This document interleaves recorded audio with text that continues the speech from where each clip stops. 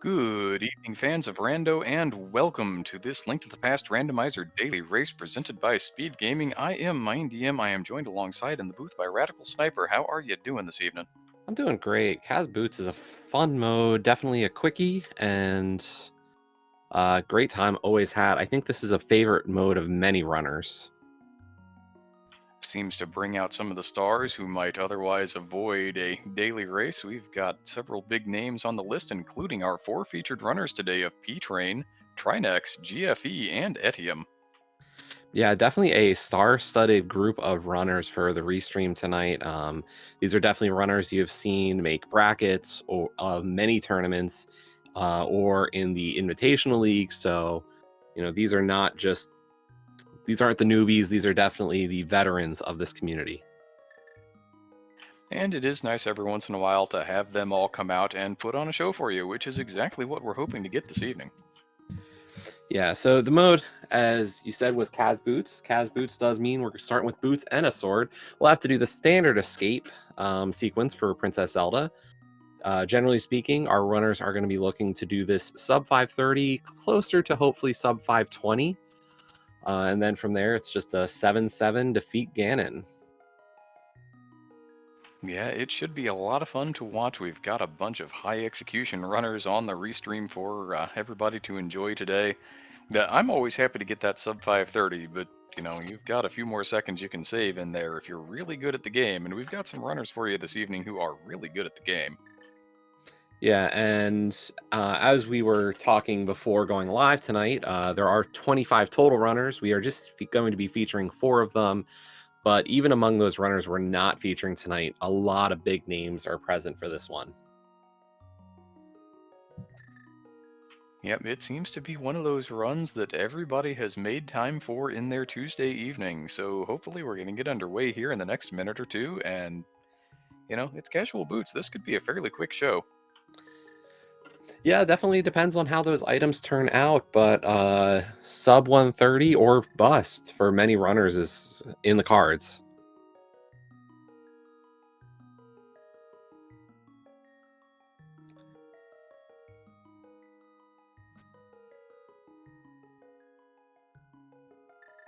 Just waiting for, I think, one or two more ready ups there in the race room, and then our wonderful restreamer, Professor Renderer, will drop the gate and let our runners set off.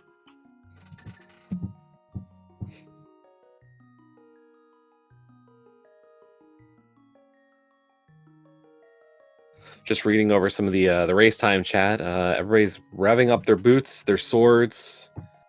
Somebody's warming up a lamp. I don't know where they think they're getting it. Well, in vanilla, there are 3 locations in the escape sequence to find that. Maybe they'll luck out. Yeah, we'll see if we do find an early lamp. As always, though, of course, we do get a light cone from Princess Zelda in the back, so don't need to worry about those dark rooms. And even in that case, we've got runners here who will look at the dark rooms and say, I've done that 100 times before. Not worried about it. Not worried and would prefer a lamp, though. Always different stories. Talk to any of them and they'll say, I move better with it. Always nice to be able to see where you're going. That is true. But it does look like we are counting it down, and so the runners will be off momentarily.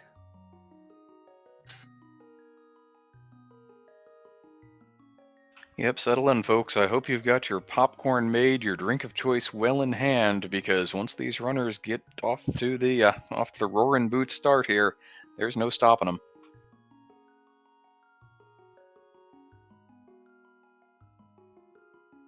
Just looking over the sprites, we do have, I believe, is the Vanilla Link sprite. We have Geno, the Pokey, and the Fox Link. I believe so. That's usually Etium's sprite of choice, I think.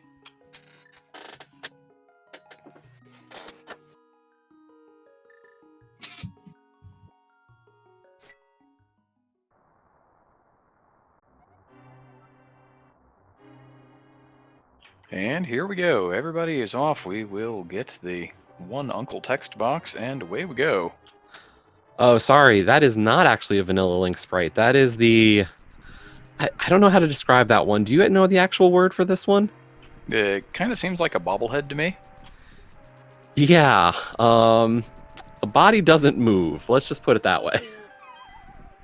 It's something. It is its own thing, indeed. One of P-Train's specialties, I think. Now, the one thing you'll notice as they were dashing up around to Hyrule Castle was that the sword was not actually extended. Technically, while we do have a sword, it does not become active until you actually reach the uncle. But that doesn't mean you can't run through bushes. You can actually still do that with, I'll call it a fake sword. Yeah, the game understands that you're supposed to have a sword in inventory, but until you talk to the uncle, it's not really active in a lot of ways. But some things, like dashing through those bushes, can still be done. It's an interesting and very well programmed game.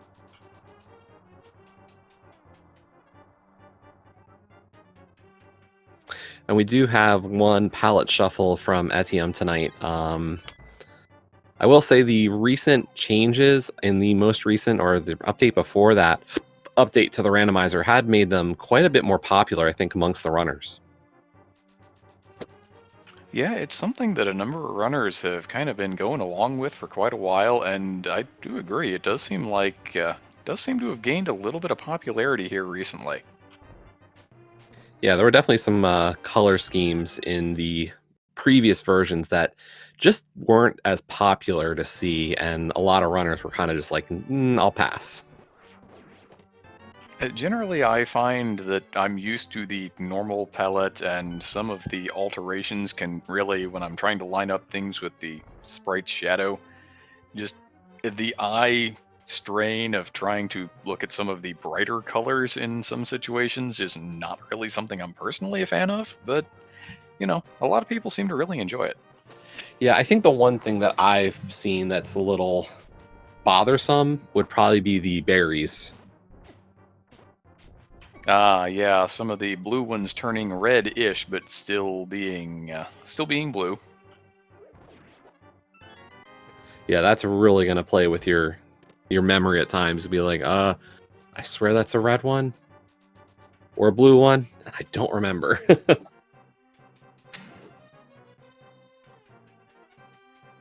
Looks like everybody is safely escorting Zelda at this point. There was a bow there in Zelda's cell, which is a nice early thing to find.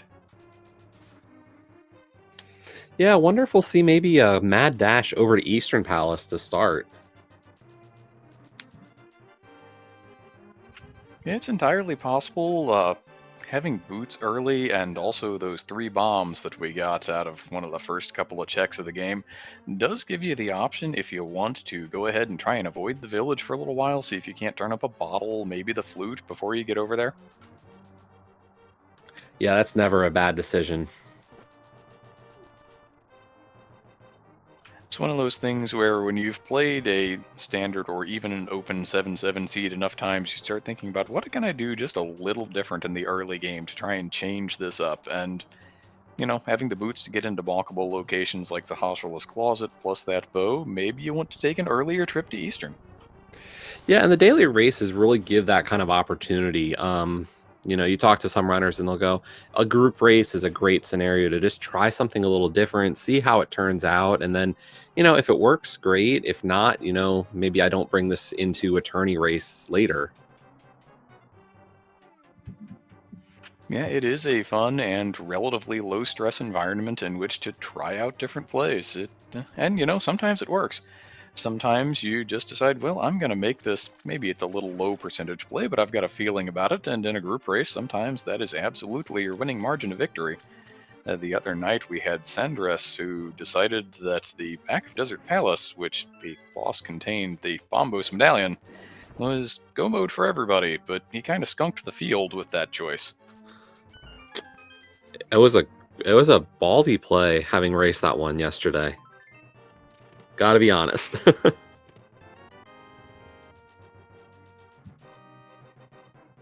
And more often than not, plays like that are not going to work out, but every once in a while you're going to get away with it, and you look like the absolute galaxy brain when it does.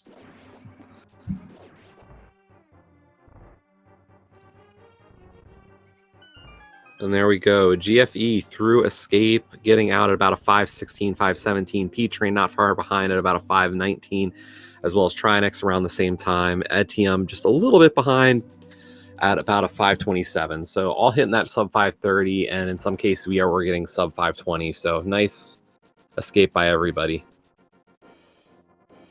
That is an exceptional time, to be sure. Now, we did get that map check.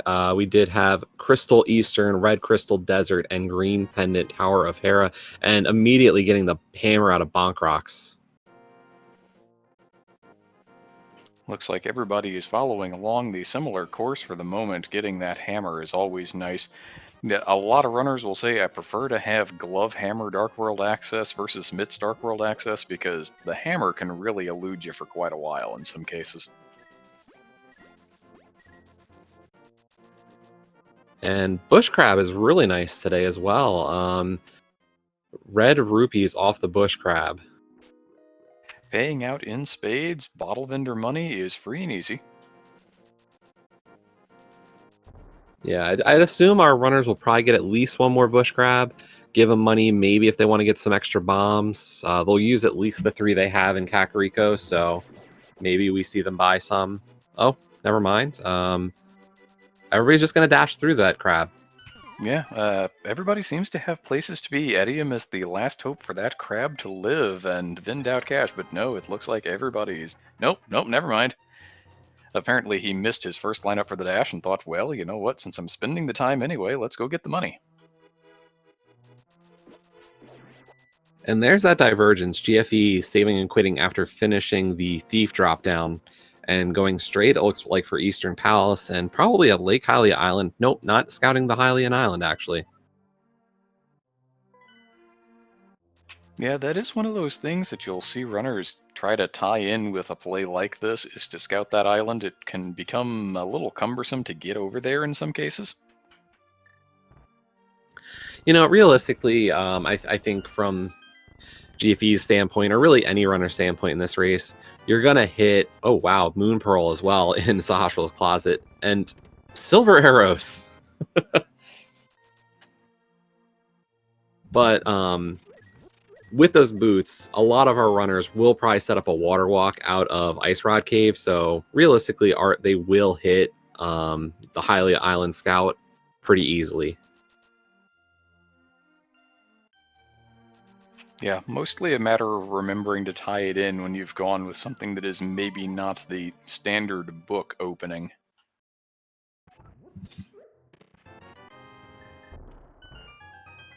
But in fairness to all 4 of these runners, they're better at this game than I am and probably don't forget things like that terribly often.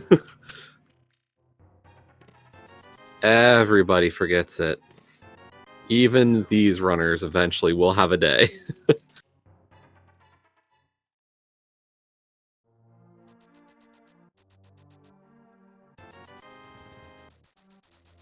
Now, as for the runners who have gone to the village, it looks like we have another level's worth of sword now and the magic bag full of swag.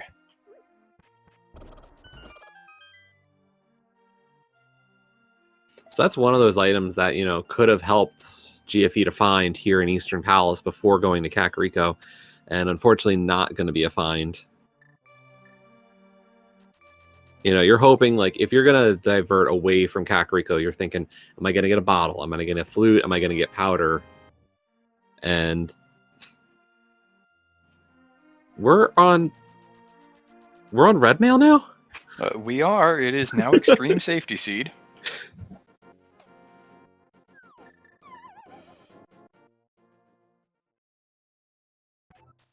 GFE, the only one of our runners still on the green mail. Etium about to join everybody else on red.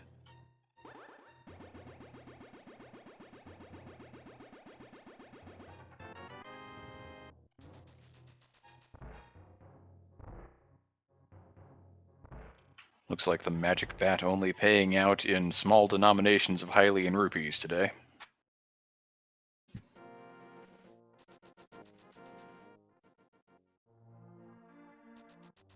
Yeah, we're really not all that close to hitting Zoro money right now. Yeah, with the hoarders, if you want to, while you're going down by, say, the mini Moldorm cave, there's a hoarder there that you could kind of dash back and forth between screens next to the dam. You know, if you really wanted to go that route. And there was a moment of hesitation there from Peach Rain deciding, do I really want half magic?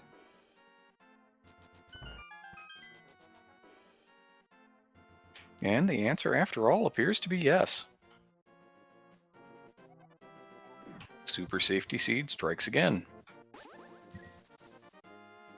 Yeah, red mail, silvers, half magic. We're already up to a master sword. Not a lot else. I mean, Yeah, and besides we're a only couple of 11 minutes swords. into it.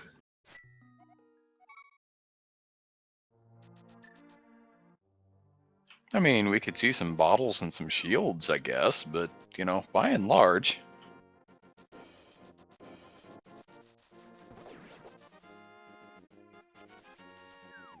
GFE navigating through the dark there in Eastern Palace for the back. Does have the key, just needs to get through this room and will be fine with those silvers. This is not a difficult endeavor the rest of the way out. No, it's that one dark room that's really, and particularly the non-key green Igor, that really causes so much trouble. Once you get past that, the end of Eastern Palace is reasonably free. You have to work at getting it wrong in a lot of cases, especially with silvers. Yeah, now the one interesting, and I say interesting with the caveat that, you know, I don't like this, but we're a lamp away from quite a bit of Dark World access. Lamp actually does also give us Pod as a fully completable dungeon. Yeah, that would be entirely possible. GFE is going to go ahead and put the first crystal on the board at 12 minutes and 20 seconds.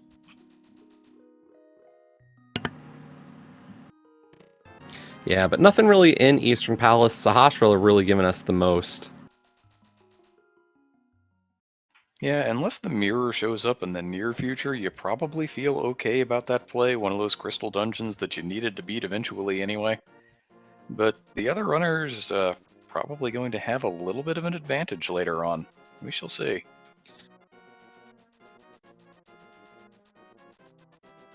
Now, Here's the that one water interest...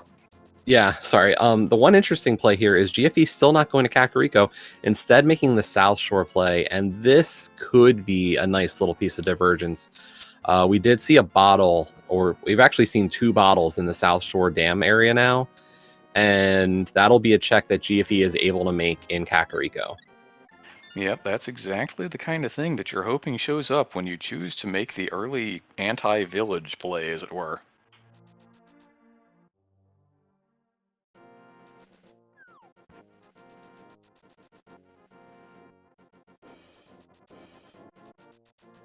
Seems that Etium is going to go ahead and do the eastern play now rather than continuing over to South Shore. Did take a very brief dip to go visit the hobo, but that I think was the only water check made there. Yeah, it looks like we're going to get a little bit more information from Trinex here.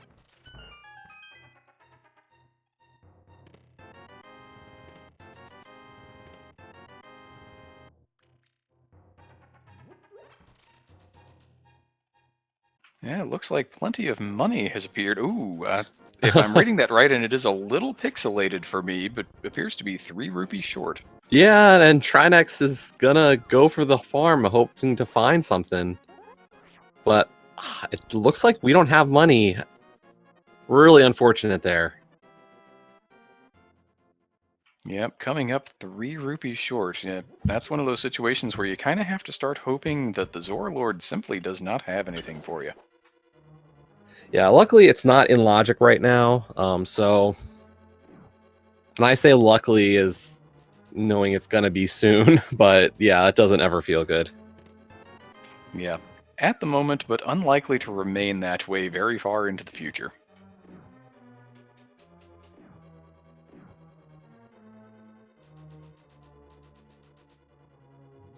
We are getting a mushroom turn in though from Trinex. since we do have mushroom and powder, this is a really early time to make this check and not have to worry about it. Yep, no need to set up a save scum here, although, maybe That's you would like the mushroom instead anyway. It's a little more unique than the red rupee. and that's a bit of a slap in the face for Trinex, unfortunately, seeing that red rupee there.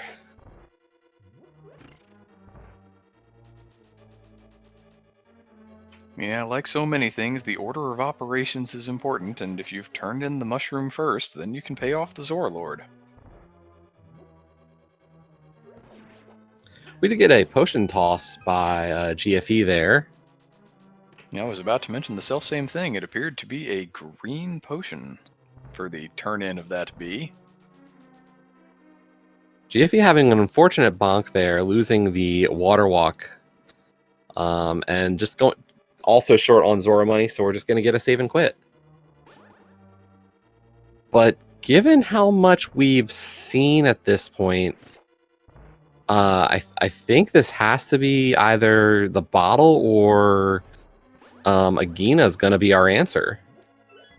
One of those two seems pretty likely at this point. I'm not sure that we really have anything else left. GFE, by virtue of skipping the village, has shown us pretty much everything else.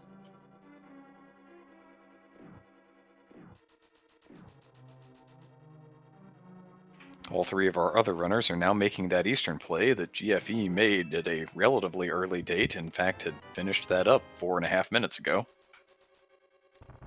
Yeah, and realistically, we're all going to be roughly at the same place at the end of these plays. The only thing is that GFE, if it's not at Sick Kid, then it will be at Agina, and that's his last location, while our other runners will have to choose between those two.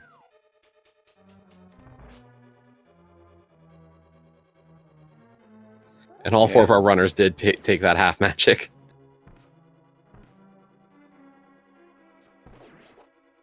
Yeah, it's not a bad find early on. There are a number of bosses that does make just a little bit easier.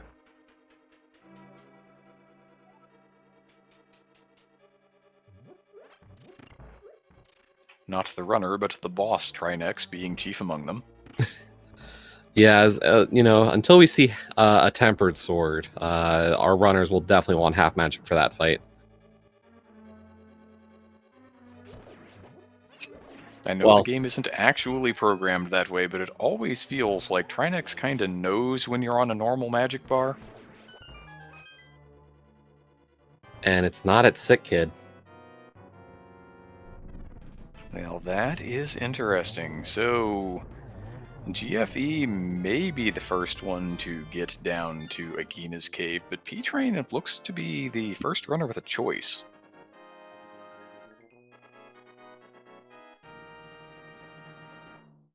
Unless he's left something else behind that I have simply missed.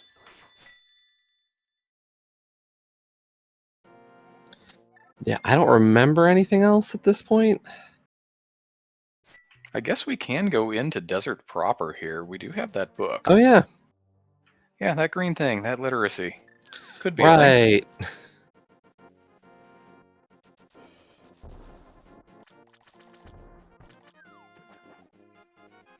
Unfortunate that we're missing the any fire source right now for that play.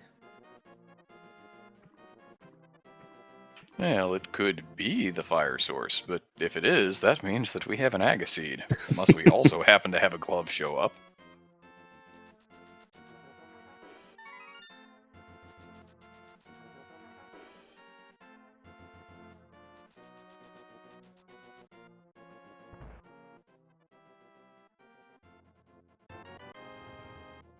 Trinex having a bit of a time with that green Igor in the dark there.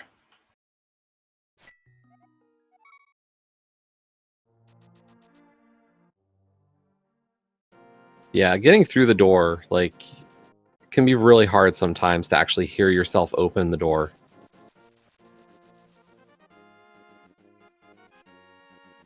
Yeah, and so availing himself of that heart under the bottom right-hand pot in the room after the dark room. Not one that you see picked up all that often, but when you're down to a singleton, it's a nice little bit of game knowledge to have.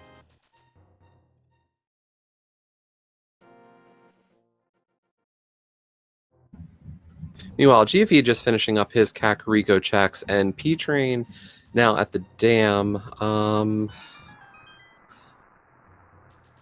Did P-Train already do Mini Moldorm? I believe so. When you get this much divergence, it becomes a little difficult to recall sometimes. Speaking of said divergence, Etium has more than enough money for Zora, so we ought to actually get that check going here. Yeah, and that's the interesting thing is Etium actually did make those extra plays for rupees. Could well be a position where it pays off for him, even though it is an illogical play at the moment.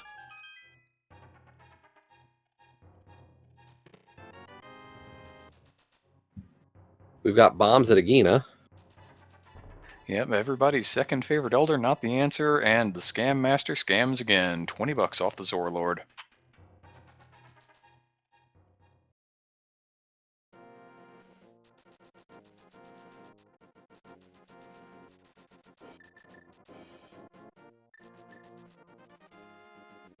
I believe that was an ice rod on the desert ledge. In any event, it's not Dark World access.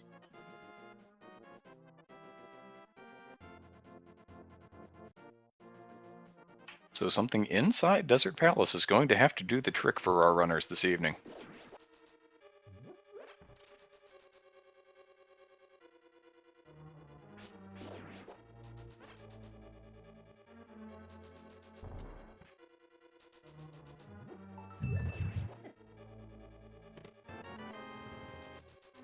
Yep, there's a map in that middle chest, but if it's Kaz boots, you never have to worry about the boots lock. You're bringing the boots with you for sure.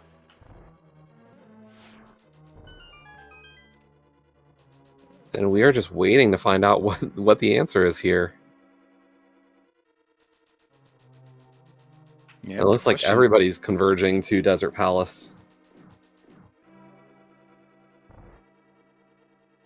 Yep, everybody else taking care of those last couple of one-off checks while P-Train and Trinex are already in here, and there is the glove, a French vanilla glove in Desert Palace. Dark World access acquired.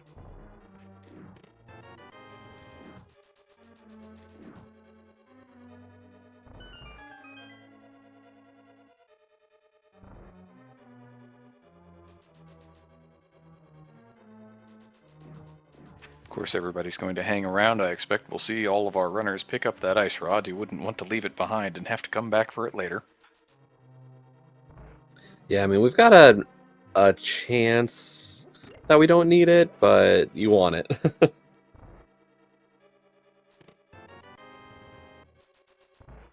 And there is the second item in Desert Palace. We've got some value in Desert Palace today. Not only the French vanilla glove, but in the big chest is the Cane of Samaria.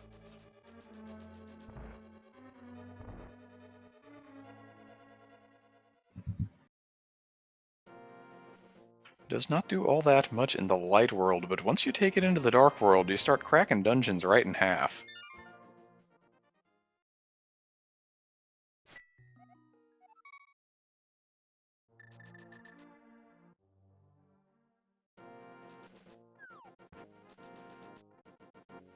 P-Train going to be the first of our runners into the dark world, it appears. We'll probably get a map check here right after this transition over from light to dark. Now, the interesting thing here is Trinex just also finished up with all those checks of Desert Palace, but had actually went in reverse order of the Agina versus Desert play, as we do get a map check, and it is pendants at Skull and TR. And I missed the other red crystal. I missed the other red crystal as well, but we have two wonderful trackers this evening who will hopefully catch us up there. Mad Ewok Herd and Arteril taking on those duties for us this evening. And Hype Cave, really hype. Wow, I was going to say only moderately hype, but very hype cave tonight. Ice Palace was our other red. That was a Mitts and a Mirror out of Hype Cave. Well, there you go. You know, all of our runners did Eastern, and then there's that mirror. You could have comboed it together after all, but sometimes you win the gamble, sometimes you lose it.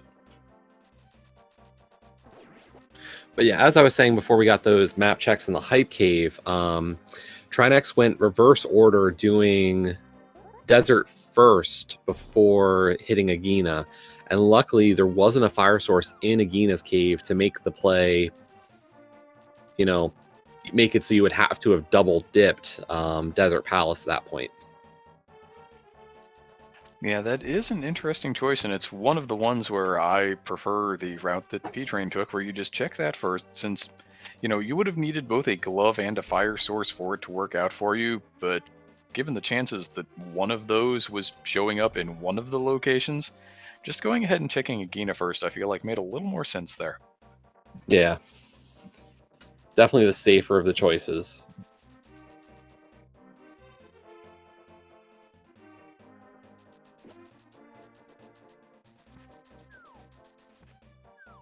And we're getting a little more divergence now. P-Train decided to carry the play from Hype Cave up to Palace of Darkness, while Trinex is over onto the western side of the Southern Dark World loop here.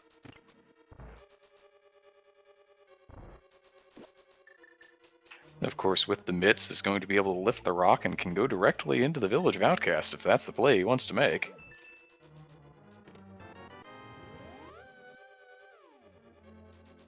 And we actually got a little extra divergence from GFE hitting up Bombo's tablet. Realizing, hey, I got a book, I got a mirror, and I got a Master Sword. Let's find out if we needed any of those for something here.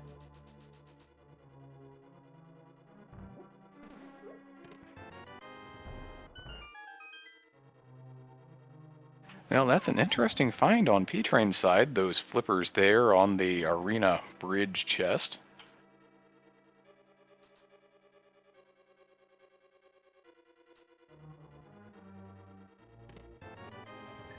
And very, very strong hover there from P-Train to get over to the Bowlock side of Pod, not having to go through the Mimics at all. Yep, it's one of those tricks that'll save you a decent chunk of time if you can do it. Of course, we say that like it's as easy as any of the other tricks in the game, and it very decidedly is not. Yeah, if you're familiar with hovering, you got to get that first, but there's actually a very specific pixel that you're looking to line up on that rail to then get in and then move down and right into the little ledge. It is very specific work, and it's not as, this is beyond just a hover. An already difficult trick made more difficult by needing actual pixel perfect lineups, in addition to the actual difficulty of the main trick itself. But in that moment, P-Train did find our Bombos medallion. So how soon are you dipping Ice Palace with this equipment? Yeah, I mean, you've already got everything you need to go in there. It's another one of those crystal dungeons. You've got the red mail, a couple of bottles. I mean, for runners of this caliber, I could see that being at play in the very near future. And while we do need a fire source to finish this seed, Skullwood's Turtle Rock as our 2 remaining pendants does mean we could technically see a runner finish the seed without Fire Rod. Yeah, one of those possibilities for certain. Skull Woods being the other main location where you would 100% require the Rage Rod. And there's nothing saying necessarily that it couldn't just be vacationing in its vanilla dungeon sometimes, like it does.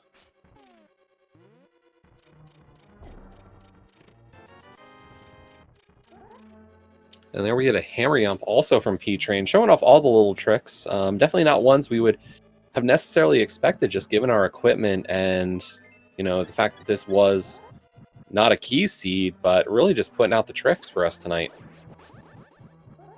Yep, getting onto the restream, putting on the show for the people. That's what the runners do.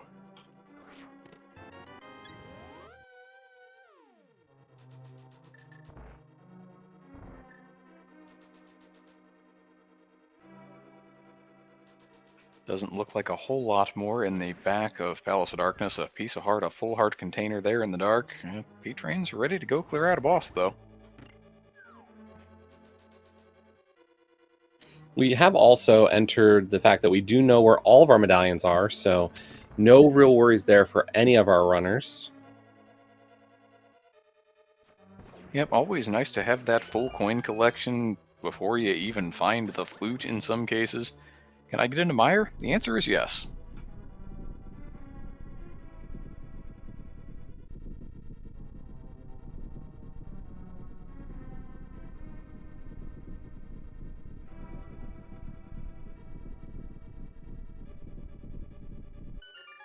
Still going to need to turn up some kind of a lamp lighting device here, either that fire rod or lamp.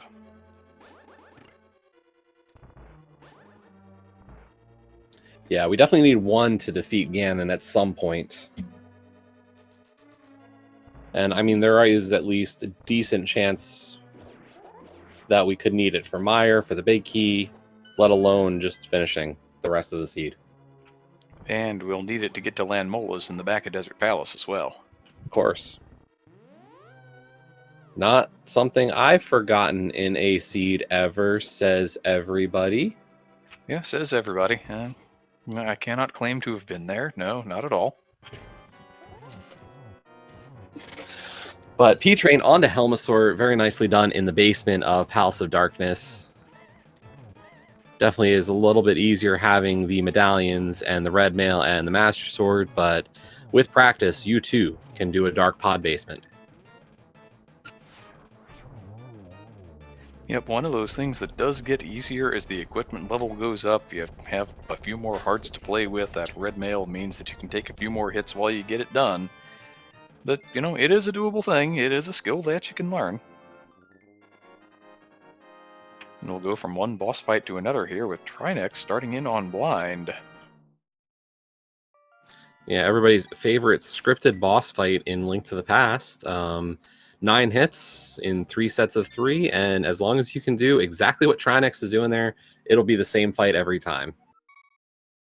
Same fight every time, no damage taken, one boss down, and a crystal collected.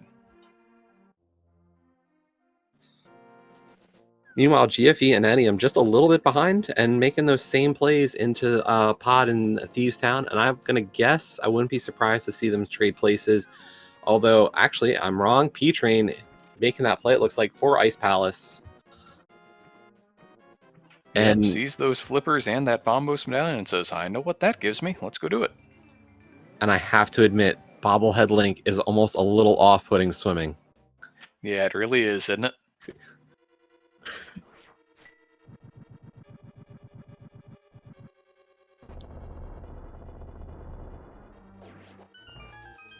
Trinex is going for the purple chest check and gonna also do Bombos tablet. I wonder if we're gonna see that play from GFE though. Having done the Smith and Bombos tablet to start, might be skipping purple chest for this foreseeable future. Yeah, could be an interesting little bit of divergence here. Could certainly choose to go into Skullwoods and on to the northern loop in the Dark World instead.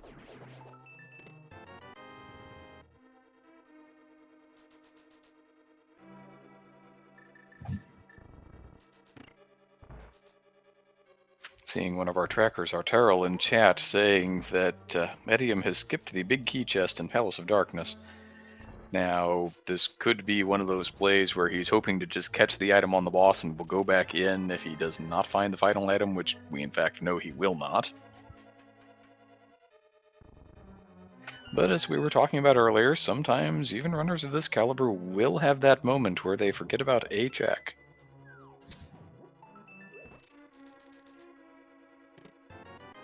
Yeah, Pod's always an interesting dungeon, given that you know there's going to be at least 4 small keys in the front.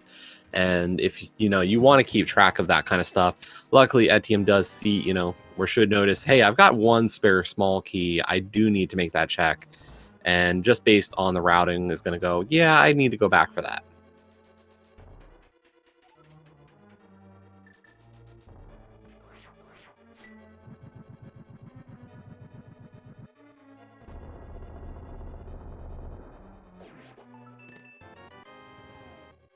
B-Train making a lot of use of the Bombos medallion. Finding our Cane of Burna. Safety cane is okay. I mean, you don't have the cape yet, so if you get into a situation where you need a safety item, at least now you have one. Yeah, that does open up Spike Cave to us.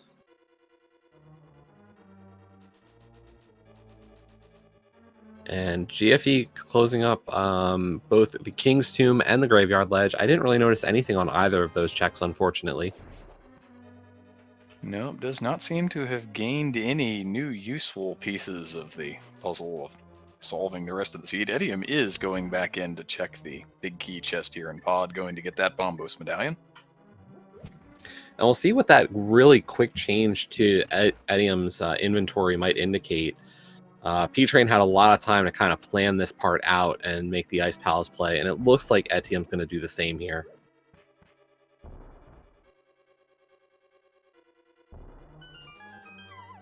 Well, GFE once again going to be that runner who goes a little off the beaten path and is now going to sequence break the mountain.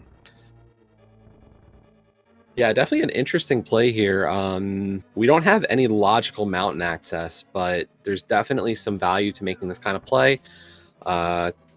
It's all pendants on the mountain, so definitely not really the dungeon clears that are the big piece here, but with 2 medallions, a Cane of Samaria, Mirror Hammer, Titan's Mitts, there are a lot of checks, so definitely our densest location right now. Yeah, and P-Train has made it logical all of a sudden, pulling that flute out of Ice Palace.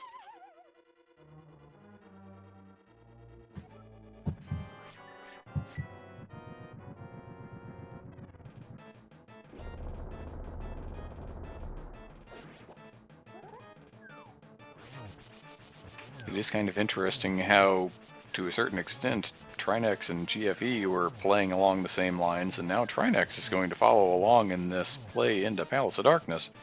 Well, GFE is going to go ahead and make his own way in the world.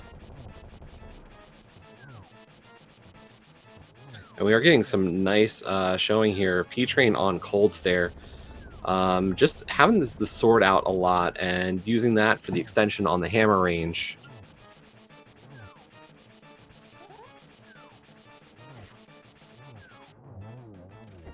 And a few swipes when necessary to keep the Cold Stare Puff at bay, and goes ahead and gets on through the fight. Now we did have a small key there on the boss, and that is going to be the 3rd crystal there for P-Train. Yeah, we did get also a tempered sword off of the Ether tablet for GFE. So that'll make some later bosses a little easier. Yeah, makes some later regular enemies a little easier as well. So, it's an advantage to be had for the moment.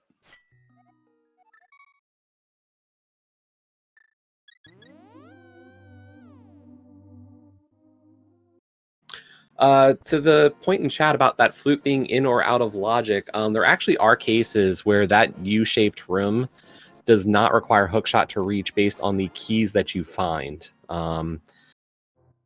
So I think in this case it was still out of logic, but there are cases where you can reach it. So, but yeah, I think this time it was. Because I don't think we got yeah, we didn't get any small keys and we did get the big key, so that would be hookshot locked, if I'm not mistaken. Don't quote me. The key logic in Ice Palace is really one of the more complicated ones. Yeah, not one that I can claim to have a great understanding or definitely not mastery of.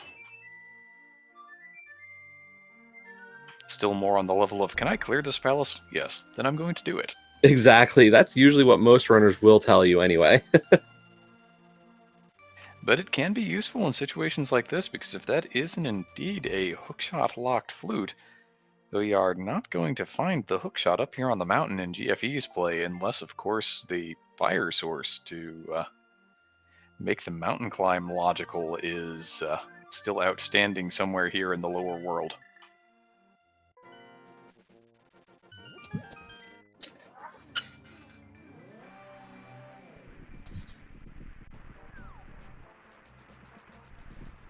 And was that a fire rod? Yes, it was.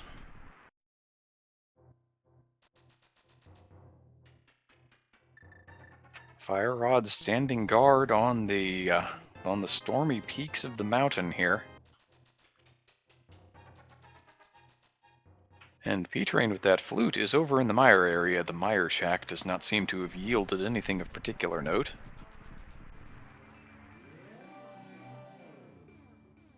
Does find out that he will need the Ether Medallion. We do know where it is out in the Village of Outcasts, so not going to be really hard for P-Train to find, just won't have it for a little while still. Yep, might otherwise have been in decent shape to go ahead and clear out Misery Mire right now, but nope, is going to need something else first. Well, I guess the question there is, do you gamble Mire without any fire? You know, how do you feel about being in there without a fire source at all? Yeah, it's a good question. The only one that we have eyes on at the moment is the one that GFE is seen up on the mountain.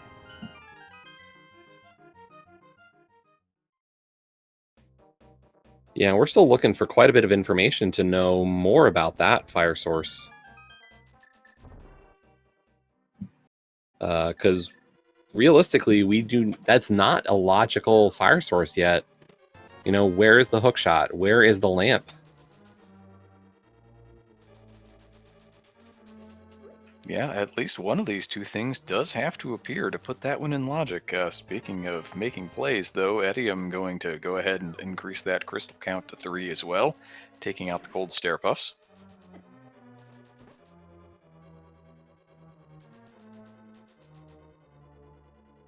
And Trinex only moments behind with that Helmasaur King kill. Silver Arrows doing the work that lesser arrows just cannot do. Or at least it's about an 8-to-1 ratio. Yeah, there is a reason why you shouldn't usually have silver arrows that early in the game.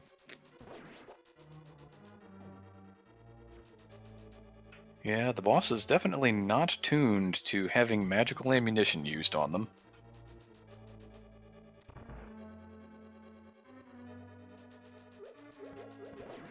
We are getting the one check out of Hookshot Cave, and it is just 20 bucks.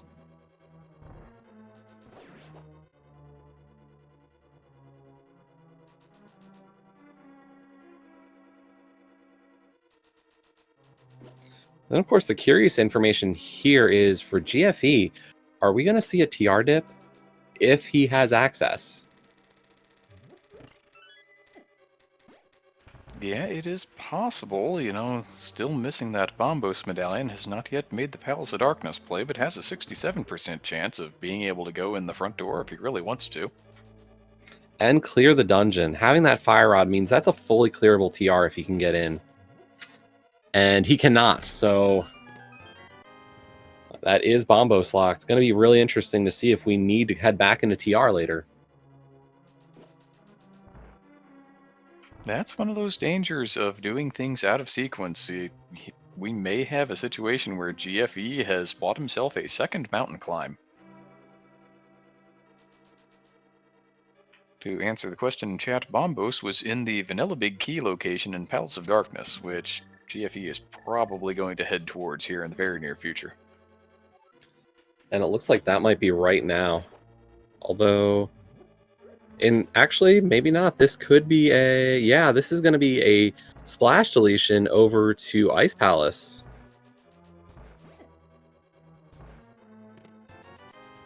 Or Hobo. Alright, kind of an interesting life decision here with a fully clearable crystal dungeon available is going to instead do a fake flipper to a one-off check. I think this will still lead him over to Ice, but yeah, still going to go a little bit more out of logic. And realistically, one of the not so terrible things about Ice Palace with Kane is you don't have too much of a change in your routing with Kane in Go mode or not. You obviously will check a chest or two extra that will add time, but generally speaking, Canis Mario really does make a Go mode Ice Palace versus a non-Go mode not terribly too much different.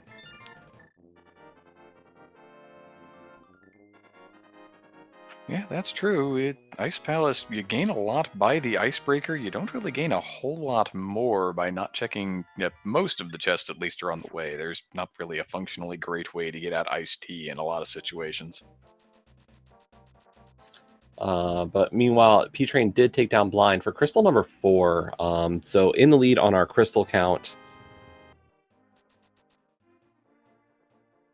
But at this point, our runners are really just retracing each other's steps.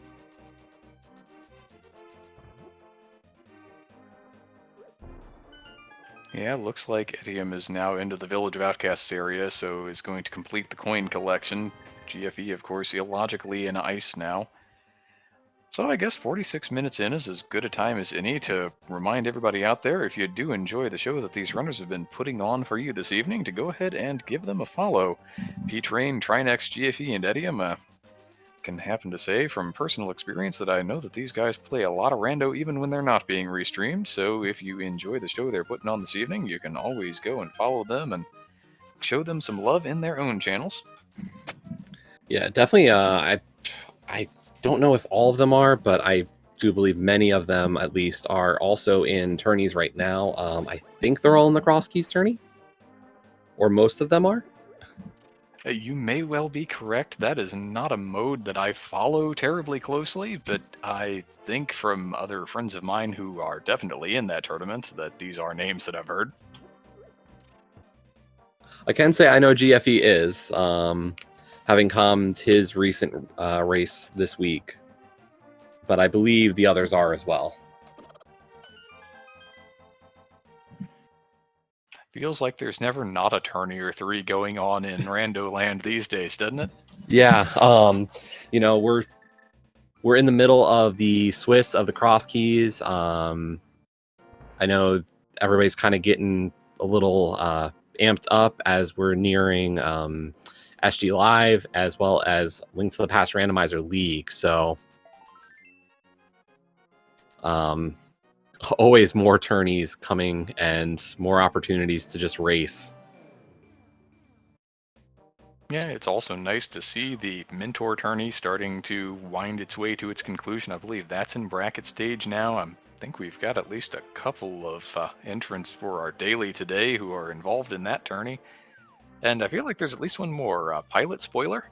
Yeah, there's the Pilot Spoiler tourney. I believe that's in a bit of a group round robin system right now before they enter their own bracket stage. So there are numerous tournaments, not even the big ones that I mentioned, but also a lot of smaller community ones that are just, just having fun with that. What we're saying here, in case we're kind of edging around the point, is there is a lot of rando going on all the time, and if you need your fix, you do not have to go far to look for it and find it. And if you want to start playing rando, there are lots of ways to do that. We definitely have the Link to the Past Randomizer ladder has become kind of almost one of the entry level things besides that mentor tourney you mentioned. Yeah, a lot of people from that mentor tourney, I have seen their names starting to crop up on the ladder. It's nice to get the infusion of new blood there. Always nice to see new people coming in, enjoying the game, getting involved in the community. There are a lot of ways to do that too. This is one of those times where I can say this is an all volunteer thing. So Jesse, of course, my co-com here, our trackers, our Terrell and Matt Ewok Herd, and Professor Render are doing the restream work, doing all the technical things on the back end that have to happen for this to go. It's an all volunteer crew, and if you think, I could talk about this game, or I could push some buttons and make the trackers light up, you can get over onto the Speed Gaming Discord and sign up to do this yourself someday. Yeah, it's been a pleasure working with you tonight, Mind DM. And I do have to point out, our Terrell also mentioned a tournament going on that we missed. The Hybrid Major Glitches tournament is in its bronze. The bronze match and gold match are coming up for that tourney. Like I said, there's more rando going around than you can possibly keep track of. There are not enough hours in a day, more people playing more rando than you can possibly watch, unless you've got about 4 monitors and an incredible attention span. But at this point, I think for the most part, our runners are roughly all caught up with each other. The only real divergence that we haven't seen anything from is the Death Mountain plays from GFE. And we have not seen a turn-in of that green pennant yet, although GFE is heading to Kakariko to activate the flute, and should be getting a turn-in of the green pennant soon after. Yep, that's an option. Otherwise, Trinex going to go ahead and check Checkerboard Cave in the Mire Shack here. P-Train getting that 3rd level sword. Etium's still kind of working around the Village of Outcasts area. I'm not sure what else is left here for him. Looks like the Smith sequence, perhaps?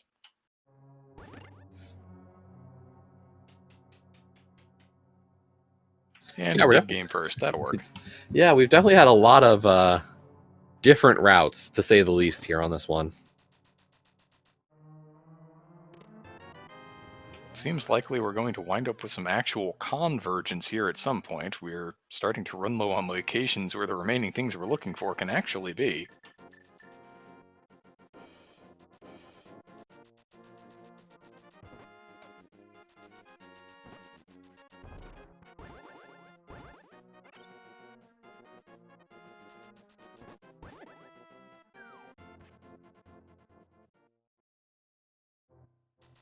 Oh, alright, I was looking at Trinex's black screen there for a second and I was wondering, where is he? Oh, alright, I know what those sword sparkles are. That's a salvation of the old man from the dark. The last I had noticed he was still over in the mire area and I thought, where did he get into a dark room that quickly? That would do it. Yeah, I'm trying to figure out what the actual logic is trying to tell us on this seed now. I mean, almost by default, I'm starting to feel the play into Skull Woods has to have something. Yeah, To put this mountain play into logic, if nothing else. Yeah, I think we've seen everything not on the mountain that is in logic. And technically Mire wasn't in logic either, based on the flute. So we are definitely ways off of logical mountain or mire access. So I think the seed is kind of screaming Skull. And of course, watching 4 different routes through the game, it's really easy for us to say that. When you're down in the middle of it playing it, it can be a little more difficult to actually keep that in mind.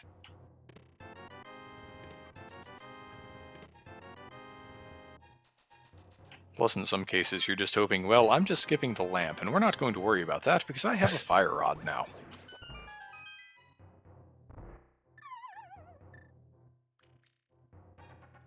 Fire Rod and half magic at that, and we've got tempered swords already. Like, once again, we have the security for this seed. They don't, our runners really don't need anything else.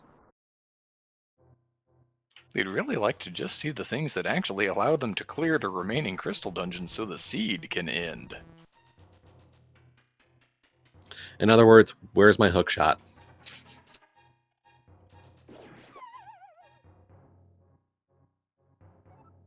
And And it really, could be in the grossest place possible, vanilla. yes, it could. That would be in logic, actually.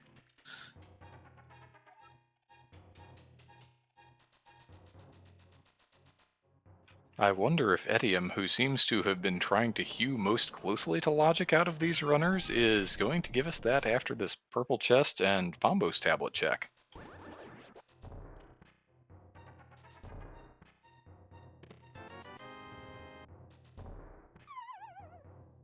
And given the fact that we had hover from P-Train earlier, I'm guessing we're going to get a hover. Maybe we're going to get a hover of the rest of Hookshot Cave? It's entirely Or possible. actually, is there any value to that for P-Train at this point? He knows that at this point, all he needs is Hookshot, and there's nothing I can imagine he wants in Hookshot Cave then. Yeah, that's true. I mean, you can't even throw out the caveat of, well, he could find another bottle. He's already got all of them. And it looks like that's what Etium's going to go with, saying there's nothing in Hookshot Cave that I need. Bonk Shot was the only possibility, so he's looking for a hook shot and is going to clear everything on the mountain that makes sense for that now. All right, and welcome to our Raiders Speed Gaming and a party of 46. Welcome, welcome. You are joining In Progress, the Speed Gaming Link to the Past Randomizer Daily Race Series. This is a casual boot seed that our runners are just about an hour into, and we're kind of expecting that sooner or later we're going to pull an illogical hook shot and everybody will be in go mode, but we're not sure where it is just yet. Yeah, we are very far out of logic. Our runners have been clearing dungeons out of logic, which that's normal. But the big thing here is our flute, and thus all that mountain access where we found a fire rod on the floating island, are all out of logic because we needed a hook shot to clear Ice Palace.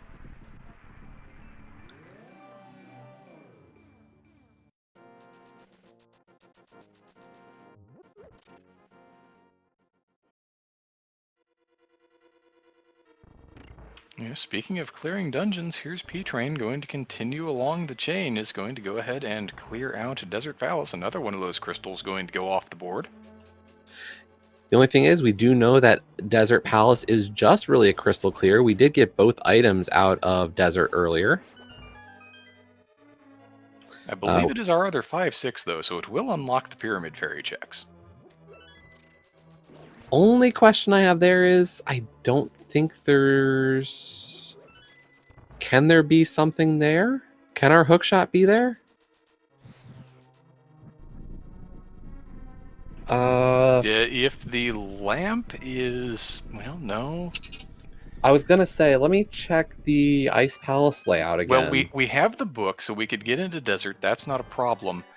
If the lamp is in Skull Woods, then I think the answer is yes. Well, the question is... Oh yeah, that for one.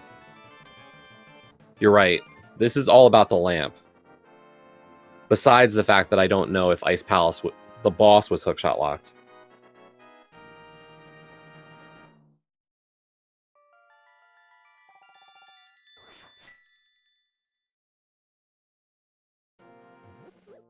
Ah, Ice Palace key logic. Yeah. Someday I'll learn it, but today is probably not that day.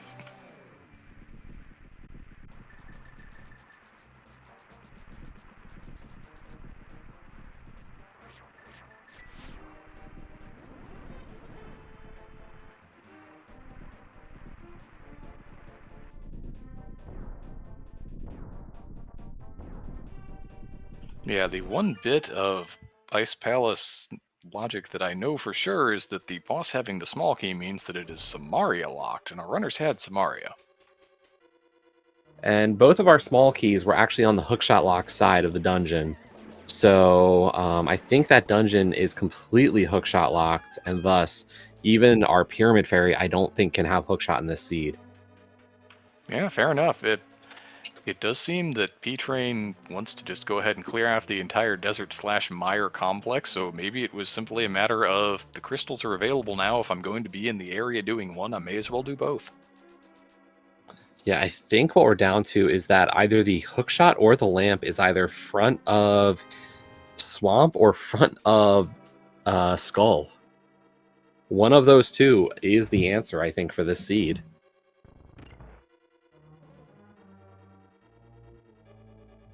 That seems to be an answer that's going to elude all of our runners for another few minutes, but, you know, B-Train seems to be on more or less the right track, is heading slowly towards the crystal number 6 count here.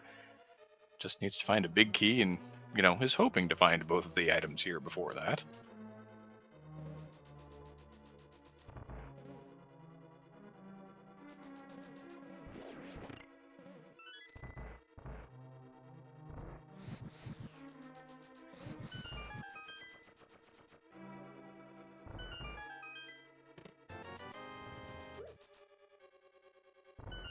That red 20 is definitely not going to do the trick, though.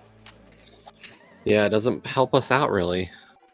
So I guess the question is, you know, after we finish Mire, if we don't get go mode, where are you going? It always feels pretty terrible to go into Swamp Palace, not find what you're looking for, leave, and have to come back and go through the whole rigmarole of reopening it. So I would probably go to Skull Woods, but then I'm also one of those people on Team Treat the front of Skull Woods as Overworld, so I probably would have been there by now anyway. And it looks like we are actually getting a check I don't think we've seen from GFE. I don't remember seeing Quakefish, actually. It's entirely possible that we haven't. Well, let's find out what it is. We'll all learn together.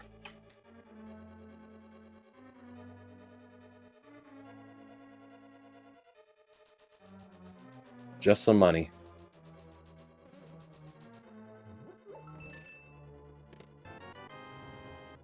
Yep, $50 and the sign that says go away.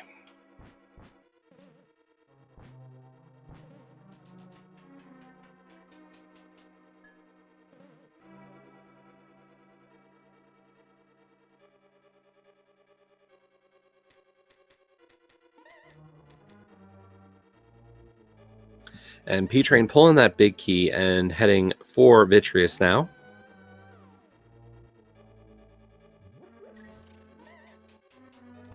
Yeah, I did not catch a second item, although that does not mean that he didn't find one. It may also just be a case of, I'm gonna hope that it's on the boss that I need to kill anyway, and if not, I'll come back for it. Right.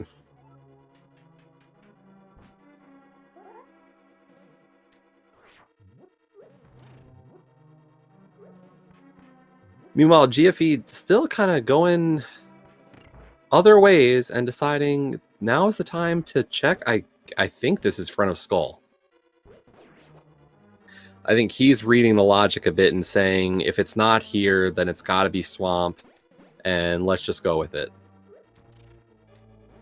And if he's right, then he gets into a situation where he gets to go mode Mire.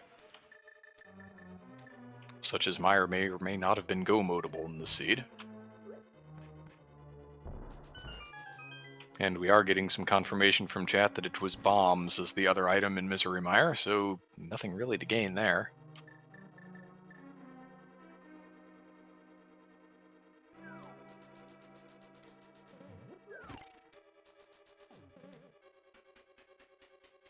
Yeah, for EdTM here, going into Turtle Rock, gonna be hoping that it's actually the lamp that GFE finds here in the Skull play. You know, we're waiting for one of them to kind of resolve a lot of our issues. Yep, it's a question of which one we find and how it causes the logic to snap back into place for us.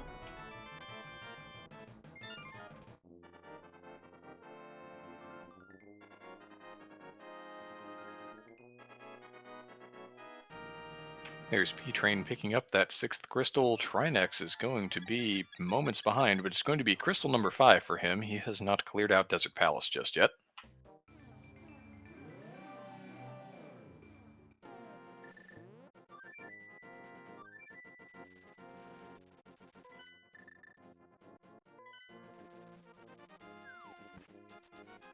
Looks like a fairly go-modable layout for TR. It's a shame that Edium's not actually trying to go-mode the dungeon.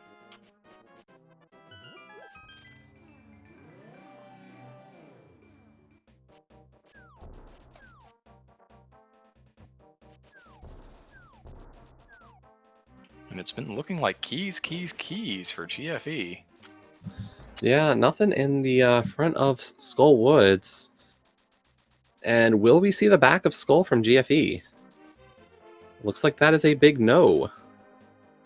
But we are getting Pyramid Fairy from P-Train, and I don't think this is the right play, but I could be wrong.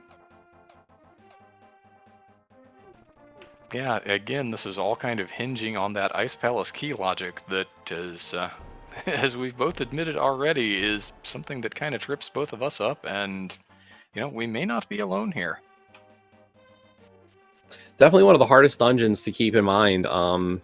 And, you know, my and DM and I are both very experienced commentators, and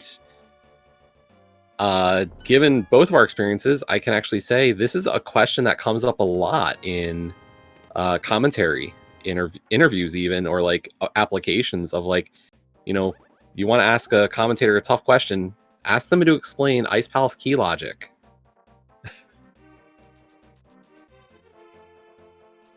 Of course, if that's going to be your standard for a good commentator, you're going to leave an awful lot of people off of your list. Exactly. I'll just put that one out there for public consumption. And that Pyramid Fairy, whether it could or could not have contained the items in question, did in fact not contain the items in question, so we are going to get the Catfish check out of P-Train here. And we are seeing Etienne continue through TR. We haven't seen our Go mode yet. Going to be very curious to see if we find either of our items, though.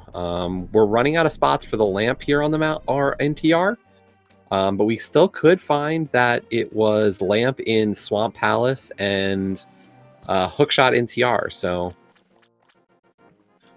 you know, still a decent shot. The most interesting thing that Etiem's found so far is that butter sword. Not really going to save him nearly enough time if it turns out the answer is somewhere else. Yeah, GFE making the really bold play to head into Swamp Palace. If this pays off, you know, this is go mode for GFE at this point. And, you know, one way or another, between Etienne and GFE, we're going to find out here in fairly short order.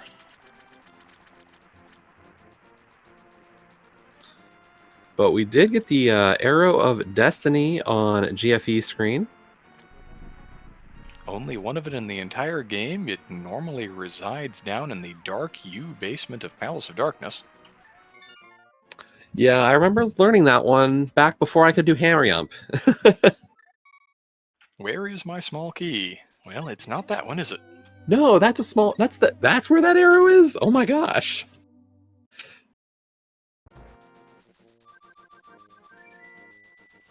And we now know that if Etienne is going to find anything in here, it is going to be the hookshot, because this is lamp locked.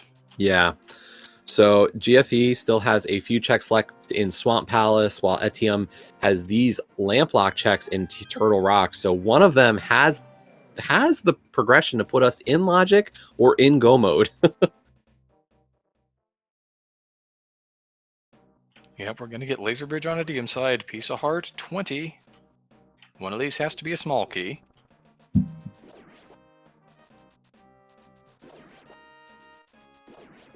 Ten sticks. And of course the aforementioned small key, so the play to the boss.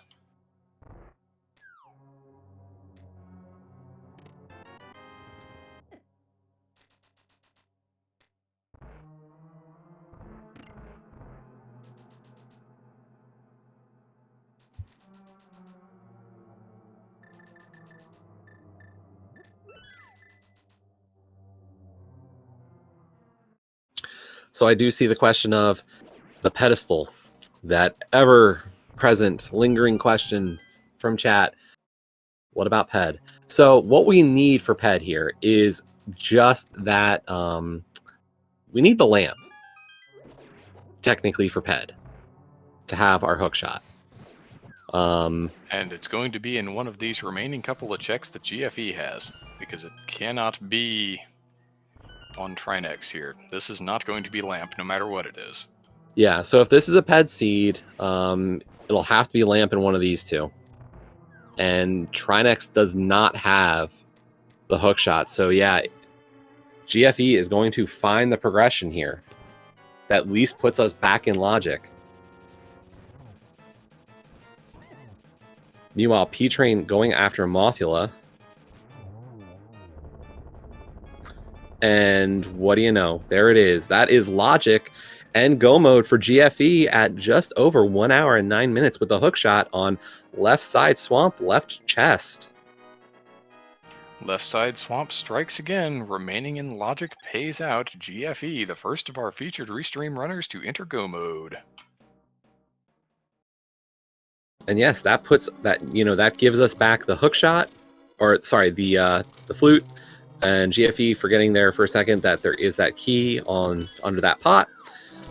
But yeah, that gives us back access to the flute, which gives us that mountain access. So at this point, there's no pot there, GFE. You lifted it. Our lamp could either be in Swamp Palace or Hookshot Cave. Yeah, Hookshot Cave is a possibility now. If it's there, I doubt we'll ever see it. GFE may open a couple of more chests in here for us. Maybe. Maybe not. Apparently, tempered sword and half magic and red mail and silvers and bottles and everything else is good enough. Yeah, can't say as I really blame him.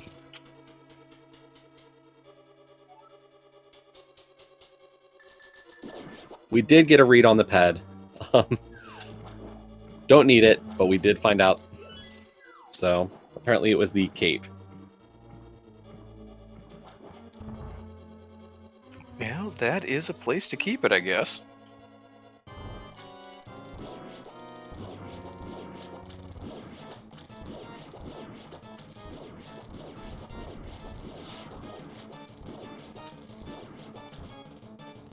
And down go the Puffs. Just one silver arrow, and bam, down goes Argus for GFE for crystal number 5. So while GFE is definitely a little bit behind in the crystal count, behind P-Train and Trinex, that logical play into Swamp Palace paying huge dividends as both P-Train and Trinex are kind of scouring the rest of the map to find Hookshot. Yep, and the Desert Palace clear, since all of our runners had to go in there bright and early for their first glove and cleared the entire place out. Going to be reasonably quick. Misery Mire going to take a little longer, but it looks like GFE has a little time to give at the moment. Yeah, and GFEs will probably avoid the cutscene chest in Misery Mire, so that will save some time as well. Yeah, as we've just seen, once again, Etium going to be a little ahead in the Mire play itself, getting that big key out of the lobby chest.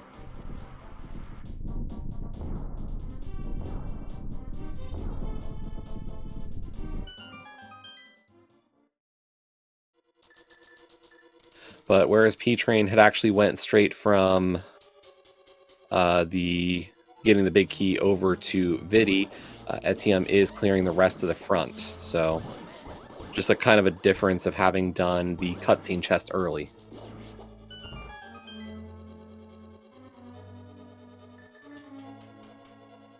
Yeah, there are some choices when it comes to routing Mire. It's not everybody's favorite dungeon necessarily.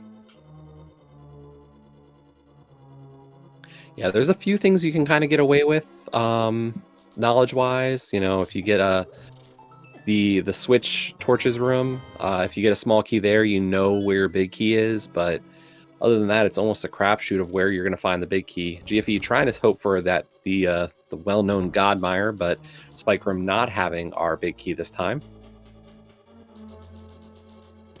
Yeah, and P-Train making the play that he needs to make, so all of a sudden we have a little bit of a race on our hands. The play is all the way into the depths of Left Side Swamp first, but P-Train, although probably our second featured restream runner to enter Go mode here, may yet have a little bit of an advantage depending on how long this takes GFE. Yeah, it's really going to depend on how GFE routes after doing the torch, the first torch chest here on left side of Mire. But I would not be surprised to see GFE and P-Train climbing Death Mountain for GT around the same time.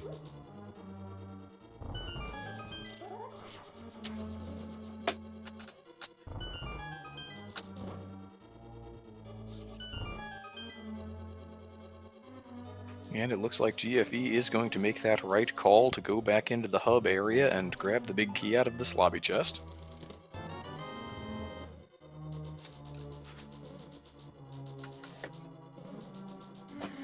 Well, Etium sticks a couple of more silver sticks into the main eyeball of Vitreous, and some explosions, a map, and that's going to be another crystal on the board for Etium. I believe that is crystal 5 there. Yeah, unfortunately for Etium, the clear of Turtle Rock has been the big kind of the setback of this seed.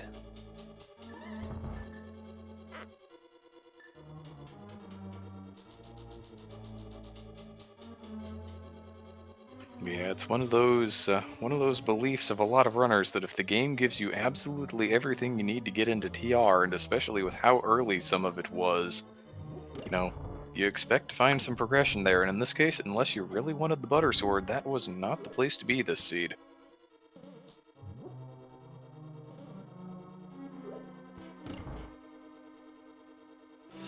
Now, GFE in the Meyer basement, employing the Samaria block throw strat.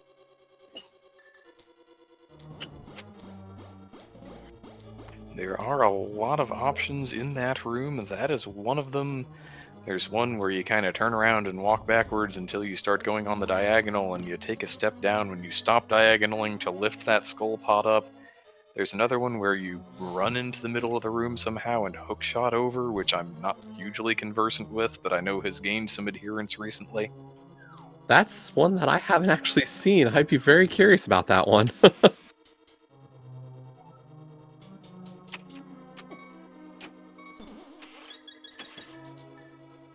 GFE cutting it a little close there in the Meyer basement, but does have that powder.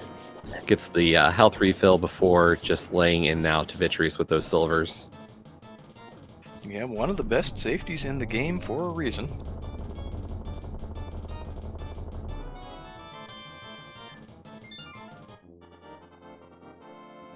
Etium unfortunately suffering through the cutscene chest there, not having found the hookshot yet. Well, And that, P-Train is about to lay his hands on it.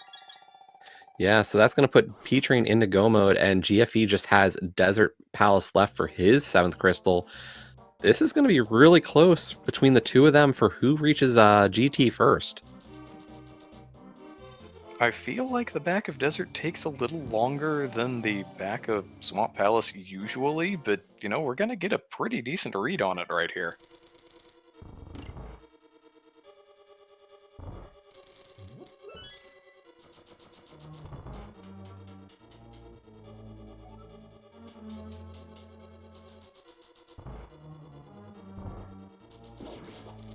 P-Train remembering his small key.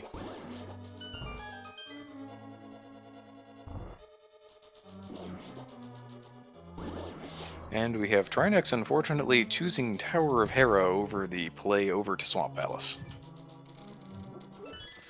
Yeah, it's unfortunate, but logic would have helped a bit more in this seed. And honestly, did we actually get anything off the mountain besides Fire Rod?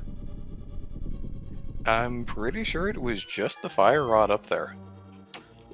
Both of the bows were accounted for really early. Our gloves were on the lower world. Flippers we've had forever. Mirror flute was in Ice Palace. Yeah, I mean, aside from Fire Rod, I don't think there was really anything up there. Yeah, I'll be very curious to find out where our lamp was. Yeah, where our lamp was and where our GT Big Key is. This could have been a Fire Rodless seed. But here we go, GFE 7 crystals and making that climb, making that flute up to Death Mountain. 1 to 22 for GT Big Key. Where's it going to be? That is the question. Now, of course, our runners did find that Fire Rod, so they're not really worried about it being over there on the nominally Fire Rod locked side of the dungeon. Now, there is a bomb jump that you can use to get away with just having the lamp over there if it really came to that, but that's not what we have this seed.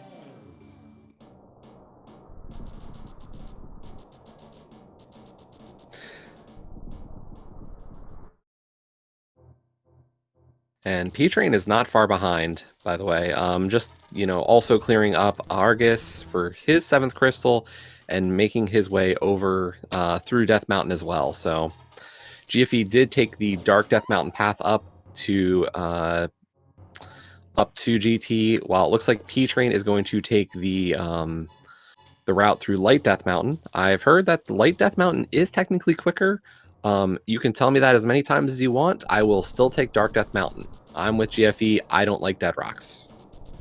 Yeah, the Light Death Mountain pass is faster as long as you don't get deadrocked. As soon as you get deadrocked once, you lose all of that advantage. Meanwhile, particularly in the age of Quick Swap, you can navigate through Super Bunny Cave relatively quickly. And actually, I think given that P Train had not opened this portal, that might have actually removed that time advantage as well. I think a lot of that time advantage comes if you've actually opened that portal previously.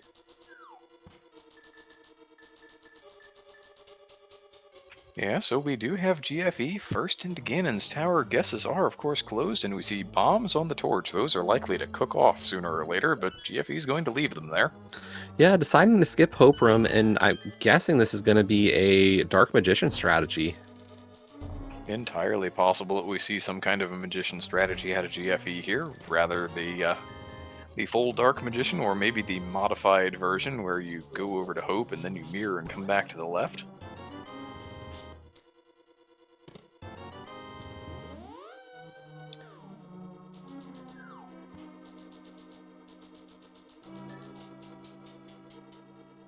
Lots of small keys and not a whole lot else worth writing home about. Yeah, and as pointed out in chat, really unfortunate for Trinex and Etienne here, both pretty much turning this into an oops all dungeon seed. We're not going to see Aga, luckily, but they're both, clearing all their pendant dungeons, and Etienne being a real hero here, pulling the pedestal. Yep, here's your blind check. Get your pedestal hype in the chat. There is the cape.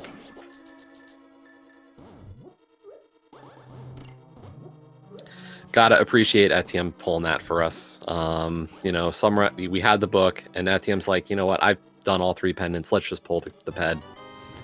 You never feel good about it, but give the chat what they want. Yeah, when you're that close and in a big group race like this, you may as well put on the show, right?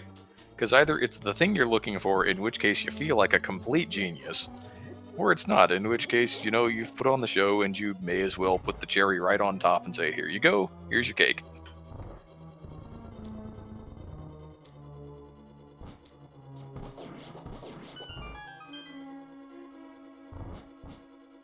Meanwhile, P-Train getting a little bullied by those Gibdos. We do have the big key there in the top right chest of the compass room.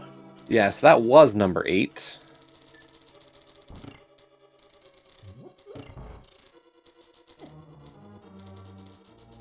So P-Train hot on GFE's heels here, as he has been for the past couple of minutes. So in terms of the guesses, Radiant Ice, guessing correctly with 8. We did have a couple of 9s, but 8 was the number. Always nice to get a correct guess. GFE going through the gauntlet now, half magic, tempered sword, really just gonna go to town on these enemies.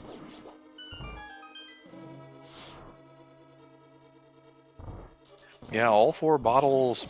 I believe there was a green potion refill at the ferry, and I think GFE was one of the runners who saw that, so has at least, some kind of magic refill available. Not sure what's in all of them. Yeah, I know at least one of the bottle he had pulled before getting the refill was a B. But who cares, because that was 3 silver arrows, and down goes Lanmo. Making quick work of the Landmola trio for the second time this seed. That's just 123.5 through there, already working on to the last couple of floors of the tower. And P-Train not far behind here, entering land mode 2 right now. But, GFE is not really giving much room for P-Train to catch up.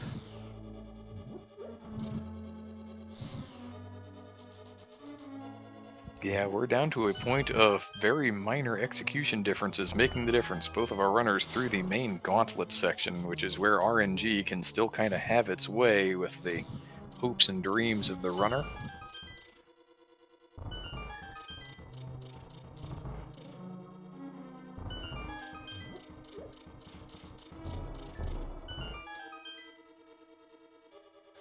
Yeah, and really this seed is just showing you if you talk to a lot of runners and ask them what their least favorite thing to find is, it's called vanilla or French vanilla items. You never want to see that happen in a race. That is the last place you want to look for an item. Yeah, it wasn't in this case, but particularly if it's a pendant dungeon, finding something like a French vanilla fire rod and pendant skull woods, that'll throw a lot of people. GFE leaving the Moldorm 2 arena at a couple of seconds below an hour and 25. P-Train doesn't even have time to pick up that magic refill in the pre-Moldorm 2 room. Does not even have time for, well, has plenty of time for Moldorm 2 now. Yeah, trying for that, the hover, but unfortunately missing it.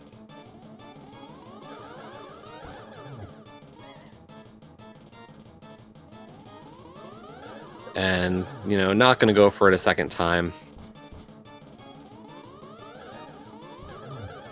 Decides that maybe discretion is the better part of valor there, but he's going to be leaving the room a good 40 seconds after GFE did, and GFE has already downed the wizard trio.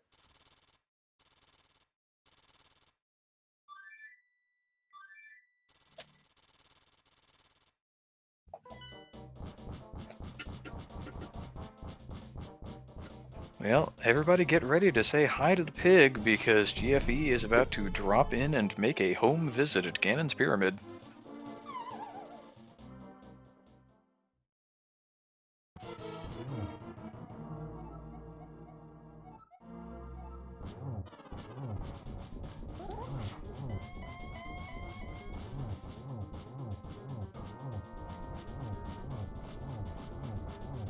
And GFE really showing the execution here. You know, we talked about this at the beginning of the night, just how good our forerunners are, and GFE just confirming that even further, getting the great 1-1 through phases 1 and 2 of Ganon.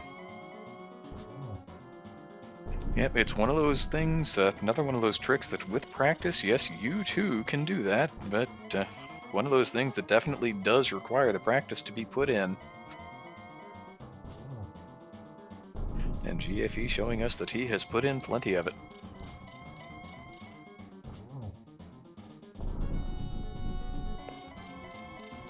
Meanwhile, P-Train also dropping into Ganon. You know, GFE about to enter phase 4. P-Train on phase 1 right now. Also going through the, I think, yep, P-Train getting the 1 cycle for phase 1.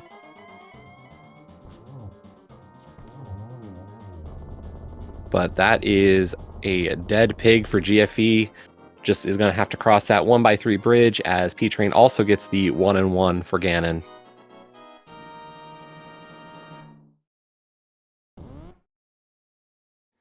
And there we go. Get those GGs in chat for GFE as he finishes with an official racetime.gg time of 1:27:41. That is first on the restream. It is second overall. GFE getting sniped by Hitzian 13:37 with a time of 1:27:28. Yeah, just a 13-second gap there.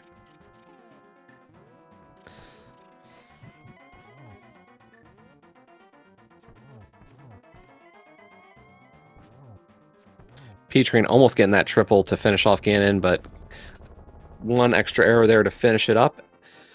And there we go. P-Train finishing up his Ganon fight, just having to cross that bridge, as we are also now joined by GFE. GG's. Good game to you. For the GGs.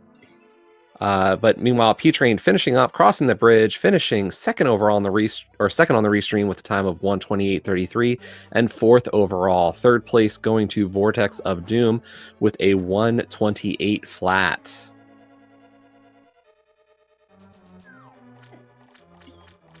As we are, there's my boy P-Train. Yeah, also now joined by P-Train. GG's.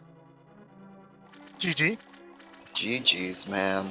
All I can say is this is why you know Ice Palace key logic. So that's definitely the big question here. We were discussing it. We were pretty sure Flute was out of logic without hookshot. So I guess that is confirmation from GFE here. Yeah, with only big key available on left side, the whole right side and cold stare are all hook locked. Yeah, I didn't know that. Or I wasn't paying attention to it, rather. What all did you do then, man?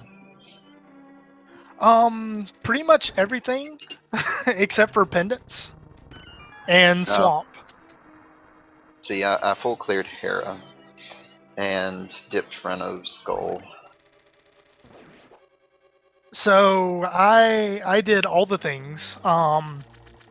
Basically everything I had available to me, and then I had my pick between Skull Woods, the Bumper Cave check, and Graveyard Ledge. So I kind of grouped all that together. Hera, Turtle Rock, or Swamp. At that point, I was like, well, let's do Swamp. I'm sorry, let's do Skull, so we can get the pedestal knowledge. Got the pedestal knowledge. It was Cape, so I was like, oh, well, now I have to check Bumper Ledge. Check Bumper Ledge. I'm here. Might as well do Graveyard Ledge. And at that point, it was Hera, Swamp, or... I'm sorry, yeah, it was Hera, Swamp, or Turtle Rock. And I was like, well, if it's Hera or Turtle Rock, then that's really bad for me. So let's do Swamp. And luckily that ended up being the call. But yeah, I wasn't paying attention to the Ice Palace logic either. So I did looking for Hookshot, I did Mire, I did Pyramid Fairy to Catfish, Mirror did Zora, all that stuff.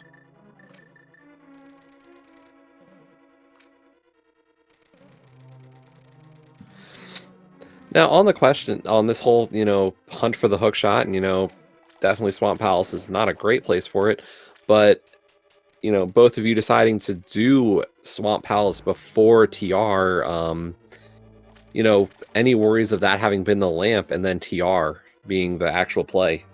Oh, definitely. Oh yeah, Absolutely. I was definitely worried about that. I mean, especially for GFE, for you didn't have Bombos that trip up the mountain, so this wasn't really a play for you, but P-Train, you had Bombos and a clearable Turtle Rock. What kind of kept you out? I knew with the Fire Rod I could go clear Desert, and that would give me Pyramid Fairy. I could route Pyramid Fairy to Catfish in the Zora area. Granted, I wasn't excited about routing in Catfish and Zora. I really kind of had my eyes on Pyramid Fairy at that point. And I was like, who knows? Maybe it's in Mire. I didn't know that was literally impossible, but yeah, that was my thought. I was like, anytime I have a crystal dungeon to do, and then you have, Pyramid Fairy, which is also locked behind crystals. I feel like Turtle Rock is a hard call in that scenario. At least it was for me. and like by the time that got the flute before getting my flippers and bombos, and I already knew where Fire Rod was, so I knew that either Lamp or Hookshot had to be in one of the very few places I had left. So I did Pyramid, Catfish, Zora because that was part of it.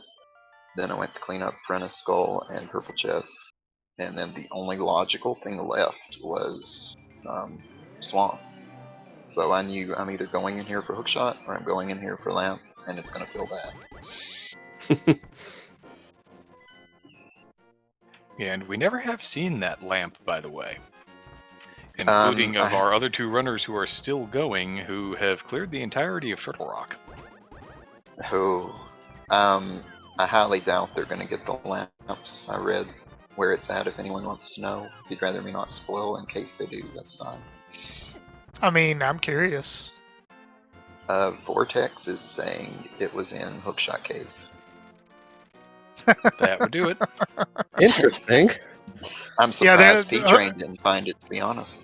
At that point, I was Hookshot for Go Mode. Oh, you were? Yeah, that makes sense. Like, yeah. Me going up the mountain before Pod felt a little odd, to be honest. But... Yeah, and that was another thing that that kind of kept me out of Turtle Rock, is I only needed one item. And, any amount of checks that I have to do anyways, might as well get those done before you rush Turtle Rock. It just didn't seem like a very... Like, if it's there, you win, sure, but how many people are actually going to make that play? To me, it just didn't seem like a good one. In my case, like, at the time I was up there, I still needed 3 items, so I would have dipped. if given the opportunity, but not having bombos saved me from that. Yeah, once I got Dark World access, I went straight to Pod, got the bombos, went straight to Ice, got Flute. And then at that point, I'm like, oh dang, I'm basically hookshot and a fire source from Go mode. Activated my Flute, saw that Ether was required, but then got that at the Village of Outcasts. So I was like, dang, I'm like a fire source and a hookshot from Go mode. And I have a lot to do. I really did not want to do the Smith Chain after Thieves Town. That felt so, because at that point I still had the entire mountain available to me. So I absolutely did not want to touch Smith Chain, but at the same time I felt like everybody and their mom is probably doing this. And once I found Hookshot and Swamp, I was like, oh, okay, well that kind of justifies the Smith play. If I lose to the guy that rushed Swamp without the Hookshot instead of doing the Smith Chain, then yeah, I'll take that L. That's never a play I'm gonna make ever. Yeah, and just given the cluster of, the top 4 of you, between Hitsuyan, GFE, Vortex, and P-Train, the fact that you were all within roughly a minute of each other tells me, none of you really could have done too much differently with the amount of checks you made. Honestly, the biggest thing I was scared of was throwing the GFE farm. So GFE, I don't know if you have no reason to go back and look at the VOD, but I was shifting my weight in my chair when I was getting ready for the Moldorm hover, and just walked off the edge. And then I lost count on Aga 2, and I think I had like a 6 cycle Aga 2 or something like that. And then I saw your finish time. I was like, oh man, please don't tell me I was ahead of GFE going into Moldorm 2. But it looks like you had the win regardless. Which honestly is how it should be. I mean, you tracked the flute logic, and I didn't. So I'll be honest, I was extremely nervous about that logic. And, the part of your brain that knows, there's a 50-50 chance it's just the lamp, and you're going into the front of Swamp before you've even touched Mire area, because you know it's out of logic. It feels a little weird. one thing I will say, I never had to deal with this kind of Ice Palace route. Where you do Icebreaker, the big key is in the Ice Tea room, and you don't have the hook shot. So I had to follow through. Like, I couldn't backtrack Ice Tea. I actually had to follow through and then do a bomb jump so I could get back to the big chest. It just felt really weird. I was like, oh, I've literally never dealt with this before ever. Which should have been my cue. Like, hey, by the way, what is this key logic? But I'm thick when it comes to stuff like that. Honestly, I'm just lazy. I was still trying to work out the key logic like the whole time I was going through the pod, and part of the time in my overworld checks, just because it's a little strange to see the big key on left side with no small keys. So I kept trying to work it over, but I'm glad I had it correct. And really, GFE, you had the most divergent of our early routes. Our other 3 runners That deciding sounds right. to go pretty standard over to Kakariko, you deciding to go all the way to Eastern Palace, and then still not going and getting, doing South Shore. Yeah, I have a feeling most of my time lost compared to some others, because listening to, like, I'm chatting with Hitsu and Vortex and thinking, I feel like I should have had a little more advantage there, but I feel like my early game's what did it, because I basically got that book super late and then last located the glove, so never feels good. Well, and I will say, at least here, pretty much everybody had last located the glove. The one thing you were able to route in was, of course, getting that sit kid check. Yeah. But yeah, I mean, I think everybody pretty much roughly last located that glove in Desert. Yeah, it's a pretty nasty location, honestly. Because if it's Pendant Desert, I don't know, you might make a different decision. Crystal Desert, you don't want to go there without Fire Source and a glove, or at least one of those.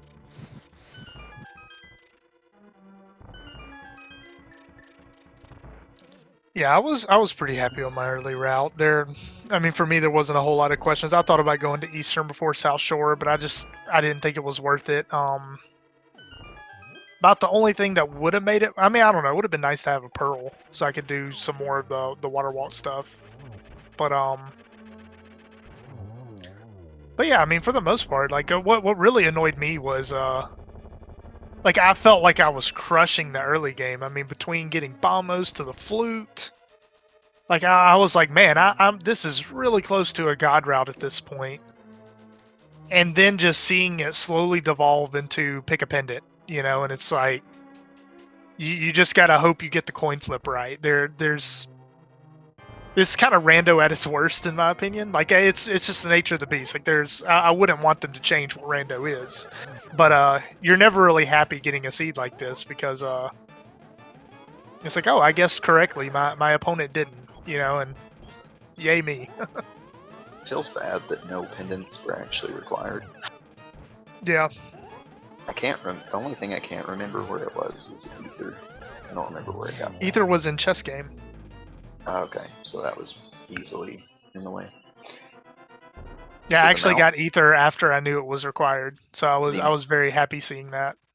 So the mountain was literally only required for the fire rod to get GT Big Key. Well, and the lamp technically. I mean, technically, yeah. You guys found the wrong one. You were showing off all of the interesting and entertaining tech, but you didn't have to do the right side bomb jump. That's one case where you're probably getting the fire rod before the lamp without a doubt.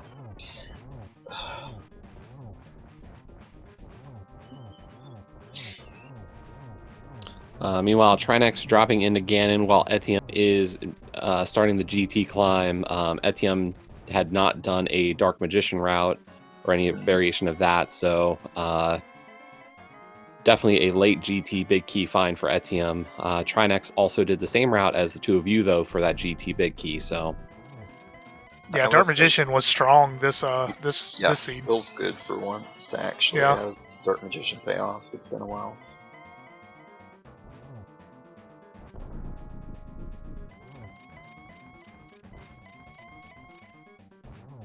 I was debating on whether or not to if I didn't get the big key in the compass room, whether or not to go into Ice Armos or not. I honestly hadn't decided because I really like doing Ice Armos with silvers, and also if I don't get a small key in the Hope Room, I generally like doing it because then the people who routed left, if it's anywhere else, they're already going to beat you anyway. So it's kind of like a double or nothing strat, and luckily it was in the very first chest I opened, so I didn't have to worry about that. But meanwhile, Trinex finishing Ganon and crossing the bridge. Get those GGs in chat for Trinex, finishing third on the restream and 9th overall tonight with a time of 1:42:53. After P-Train had finished, Gamachu finishing 5th, Hitman 1382 in 6th, Iron Gamer 4565 in 7th, and Koi in 8th. As we are now joined by Trinex. GGs. Jeez, everyone. Good GG. game to you. Fun one. I never had any good reason to go into Swamp. I'm just thankful that I actually realized Ice Balance key logic because it saved me. Yeah, I fully had the bomb in hand before I realized what the key layout was. And it's like, oh man, well, I still need something on Pyramid Fairy, but I definitely took that bait, unfortunately. I mean, Swamp Yeah. could have just been lamp. I didn't touch any pendants until that was basically all that was left, and Swamp. So I did Skullwoods first to get the pedestal knowledge. And then, of course, I did the Nord Dark World because of what was on pedestal. And at that point, I was like, well, both Hera and Turtle Rock are bad for me at this point. So let's just go ahead and dive Swamp for the heck of it and hope that's the answer. And luckily that paid off.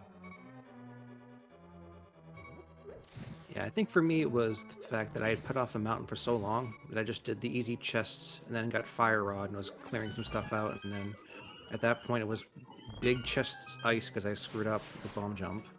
forgetting that I didn't have hookshot, which actually happened like 3 times this seed of just going in hookshot mode without even actually thinking about it. But yeah, In that case, maybe the flute logic kind of saved me there, because I was it didn't occur to me that hookshot couldn't be in Mire or well, I guess it could have still been Pyramid Fairy, but it didn't occur to me that hookshot couldn't be in Mire. So No, if that was one of the reasons why I left Turtle Rocks. I was like, oh, well, I'm about to do Desert, and that's going to give me the 5/6 crystal. I'm about to do Mire, so that's 2 more checks. it Um, couldn't have been Mire, it couldn't have been Pyramid Fairy, and it couldn't have been the entire mountain, basically. Oh. Yeah. Oh Yeah, yeah. Whoops. I was Yeah, completely that off was then. huge knowledge. Yeah, if you had found the lamp, that would have opened up all those mountain checks, really. But technically, one small key on Cold Stare and the other one being right side with the big key in Ice Tea had completely locked that off. Man, so that means really Fire Rod. I should have. Fire Rod would have left me with Skull Woods and Swamp. I mean, really, And what the that would have scroll was out. guaranteed me a go mode Mire. So really, I still could have done Mire. But then again, though, I still have Catfish and Zora, and that's not really a good route anyway. So I don't know. I don't see myself going into Swamp before cleaning up those checks. So I don't really know. Maybe I don't know the key logic would have helped me with the way I routed this seed. Yeah, I mean, I cleaned up everything in logic. I knew Back of Skull was out of logic because Fire Rod was on the mountain. I knew the rest of the mountain was out, and then Mire area and Pyramid Fairy. So I mean, it gave you a lot of information in the seed if you actually caught on to it.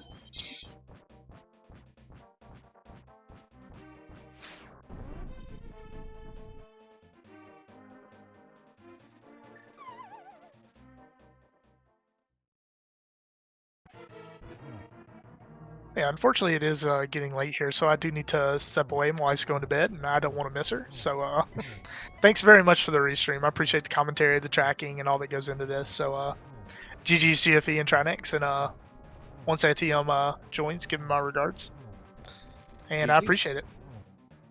Yep, same. Yeah, GG's. good game to you. And same thing. Everything P-Train said. Look forward to watching this one back, even if it's just to watch myself farm P-Train for a change. He got out right before I said that. Too bad. I'll DM him. Right. He's got to duck you somehow, right? See Just- y'all. Just don't watch the end of Swamp Palace, GFE. Yeah. I was gonna hook shot to that pot that wasn't there one way or another. I knew you were thinking it, so it's okay. Yeah, that's the one derp. I don't think that was enough time for me to beat Hitsu, so I'll forgive myself. Yeah, if anything, that might have been a true tie at that point.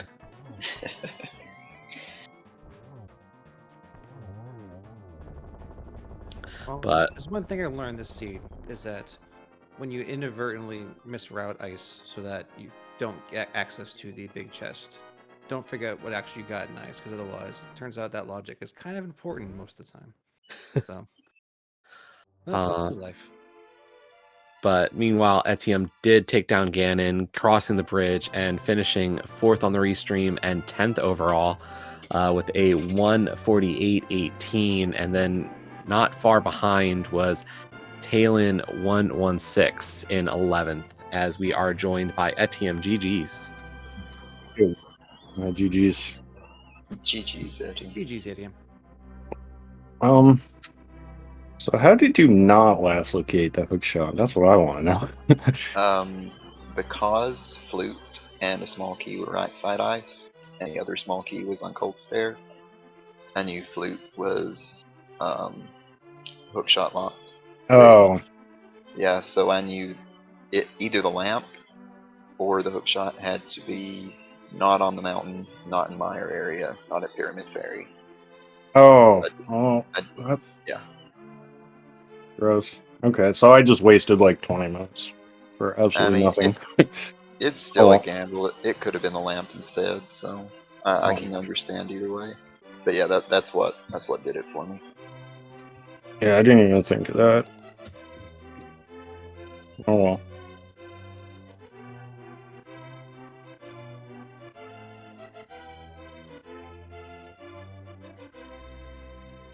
Yep, you did put on the show, though. We do appreciate that blind pedestal pull there at the end. Yeah, I mean, once I full cleared Turtle Rock and there was nothing there, I pretty much had to go for that. But damn, I feel really dumb now. That all was out of logic. I Ugh, did the that's same so thing, gross. but So stupid. you don't have to feel too bad about that. Yeah. Took the No, same. it's like just one little bit of logical knowledge can save you 20 minutes plus. So stupid. I mean, we've all been there though. I mean, by the time I was dropping into Left Side Swamp, I was like, please let me be right about this and not be forgetting which chest I got flued in. And I mean, as you know, you can watch back the restream later if you so choose. You know, GFE also said that one of the things that kept him out of Turtle Rock was lack of Bombos medallion when he found the fire rod. So a couple of things here or there for sure kind of, you know, change how you look at some of these things. Yeah. So you didn't do pod, or did you somehow like not do big key When I chest? did Dark World, I started at Hype Cave, so when I got Mitts and Mirror, like I just went straight toward Village of Outcasts. And then after that, I routed north. I went ahead and did Graveyard Ledge and King's Tomb, and then just went up the mountain for the density. So the fact that TR was not Ether or Quake saved me from making that dip where I would have. Yeah, I found everything in the seed pretty quickly, except for the hook shot. Took me forever to find the hook shot. Oh, that's so stupid though. A little bit of stupid key logic. I'll never remember Ice Polish key logic properly. Believe me, I think my NDM and I spent a good 5 or 10 minutes talking about that logic because it is. I think it's one of the hardest things for everybody. Yeah, I think It was the only 5 thing at that least. confuses me more than Ice Palace key logic is maybe GT key logic.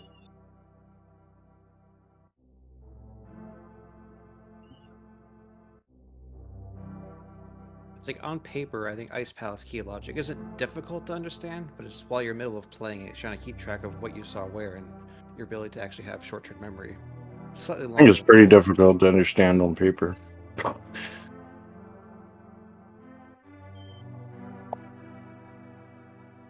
But anyways, this was fun anyways, so I thank you guys for the restream and the commentary, so I look forward to looking back, even though Yeah. it'll be bad to see I get myself farmed by GFE, but Yeah, GG's. Thanks for the GG's. commentary tracking. Have a great night. Wait.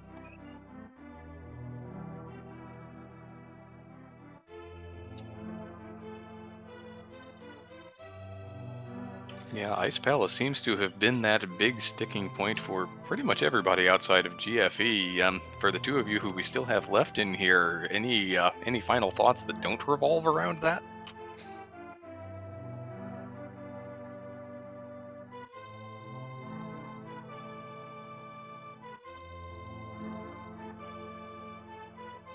I guess not tonight. Yeah, I guess the answer to that'll be no, which is all right. We can do a little brief scheduling thing here before we go ahead and wrap up then. If you need some more rando action in your life, you can come back tomorrow. Channel not set yet, but there will be an open mode seed tomorrow night at 11 p.m. Eastern. Yeah, you'll probably see some of these runners running that, although we do try to shake up the restream roster every now and again, so the featured restream may be a little different. And the rest of the week, we do have a couple of more quick-ish open or regular modes, I guess we'll call them. Thursday evening at 9 p.m. We've got SGL 21 mode. For those of you unfamiliar with it, it's a casual boots hard item pool variation, is the best way I can put it. And then on Friday in the afternoon at 2 p.m. we have open flute. So, and of course the return of the Link to the Past Randomizer Sunday open race. I think that'll be the third or fourth week where we've had a Sunday eve or early evening open race. So still plenty of rando here, aside from all the other options for getting plenty of speed running action across all of the speed gaming networks 1 through 6. Yep, it looks like we've got some Super Metroid, some Final Fantasy Rando, some Link to the Past Rando, Hybrid Major Glitches Tourney, New Super Mario 2, across that family of speed gaming networks tomorrow at various times. You can go to speedgaming.org/schedule to see the schedule. You can sort that to most of major time zones, to something close to you so you know about when things are supposed to happen. If you want to get speed gaming in your own language, we also do have an attached family of foreign language channels, well, foreign to us, but native to others. Speed gaming Deutsche, Francais, Espanol, and Portuguese are on the menu if you happen to want to get your speed gaming action in those particular languages. So with that, I think we are at about the wrap-up stage here. Jesse, it's been a pleasure working with you. Yeah, it's been a while since I don't know if we've actually had a chance to comm together, so If not before, then we have now. Right. And of course, one final reminder, do make sure to follow our runners tonight, P-Train, GFE, Trinex, and Edium, for putting on a great show. Really an interesting seed, and they did a great job across the board, showing a lot of tech and just great execution across the board. And of course, shout outs to our trackers tonight, Matt, Ewok, Herd, and Arteril, for helping out behind the scenes. I think I can't see myself tracking too much. That's a lot to do. So always very appreciative of the work that goes on the tracker side. I discovered in trying to do it once or twice during the Challenge Cup tournament that I am terrible at it. So I try to leave that to people who are actually of a mind and an ability set to do that. So I will echo Jesse's great deal of appreciation for our trackers today. Our restreamer, who pulled all this technical stuff together behind the scenes so that you could see all 4 of those runners at once, was Professor Renderer. So let's go ahead and say that we have put a bow on this one. We will put it away for now, but come right on back tomorrow. There will be more speed gaming action, Link to the Past Rando or otherwise. For my partner in commentary, Jesse, for our runners, GFE, P-Train, Etium, and, oh my goodness, I'm going to lose it in the list here. Trinex. Let us not forget Trinex. For everybody else, and for you, chat, for giving us an hour and a half, 2 hours of your time this evening, thank you so much. But that is going to do it, I think. Have a good night, everybody.